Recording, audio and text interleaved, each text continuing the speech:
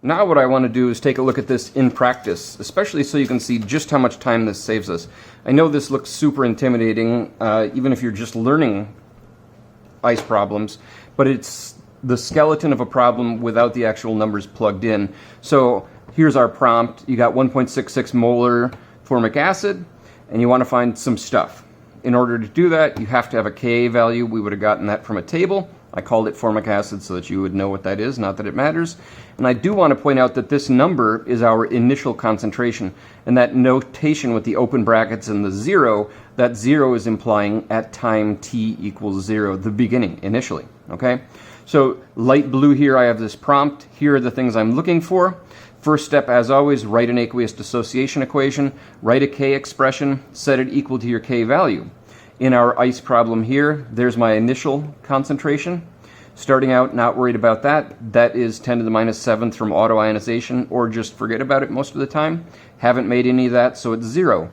This is going to dissociate some unknown amount because formic acid is a weak acid. I know it's a weak acid because this number is not large. And by large, I mean literally the word large. So this is a weak acid, which means it's not all going to dissociate. Some unknown amount is going to dissociate. And we call that unknown amount X. And that's a super important number.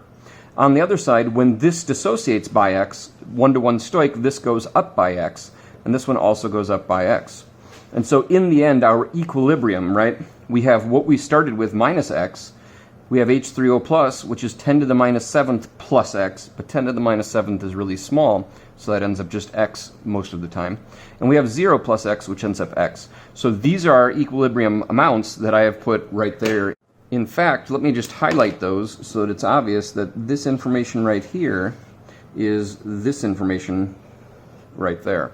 That's the same stuff, I just copied it down, because if we want the concentration of our species in equilibrium, those are our equilibrium values. Okay? So the three things we're looking for: a pH, and that's going to be based on our concentration H3O plus, which is X. A percent dissociation, which is going to be based on our initial concentration and X. And then our percent dissociation. So with all that information, let's take a look at how quick this goes in the calculator. And I'll pretend I'm starting from scratch, but all of this you could set up without even touching a calculator. The screen's a little far from the calculator, but I think that'll be okay. It has a hard time focusing on both. But maybe I can move it a little closer if that'll help. Okay, so I'm going to run through my steps that I had over here. I have this expression. X squared over 1.66 minus X is 1.38 times 10 to the minus 4th. And that's what I want to plug in.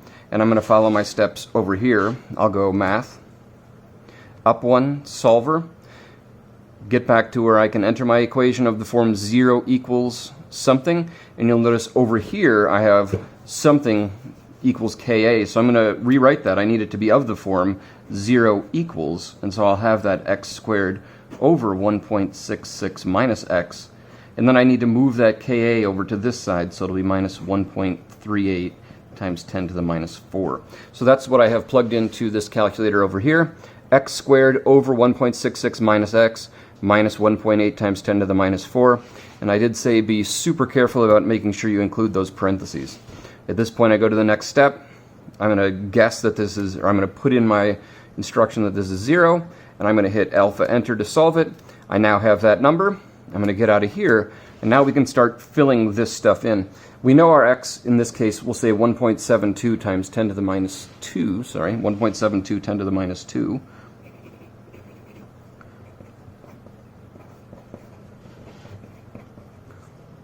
And let's go from there.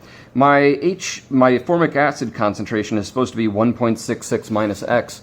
And we can do that literally 1.66 minus our X. So right there is the X key where you have access to that stored value. In this case, 1.64. And that is molar HCOOH. And you could write that HCO2H or whatever. My formate polyatomic ion is X, which is 1.72 times 10 to the minus 2 molar HCOO minus. Our H3O plus is also X. That's 1.72 times 10 to the minus 2 molar H3O plus. And then down here, I'm going to use our autoionization equation H3O plus times OH minus equals Kw, and I know Kw, because we're at 25 degrees Celsius, it'll be 10 to the minus 14th. And so down here I'm just going to do Kw over x. So my Kw, 10 to the minus 14th, and I'm going to divide by our x. I don't have to type that in. 5.82 times 10 to the minus 13, 5.82, 10 to the minus 13 molar OH minus. All right, so that gives me my answer to part C, although I wrote A for no apparent reason. As we look at it then, I also need to know a pH. pH is the negative log of H3O plus. At equilibrium, our H3O plus is x, so I can very quickly say the negative log of x. And we end up with 1.76, and if we look at our sig figs there, we had 3 sig figs on our concentration, so we'll have 3 decimal places on our pH. So 1.765 is our pH.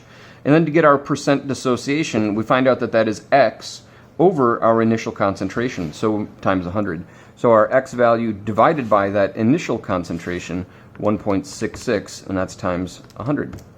We end up with 1.03, 1.04% dissociated, which is not a very big number. We would expect that for a weak acid.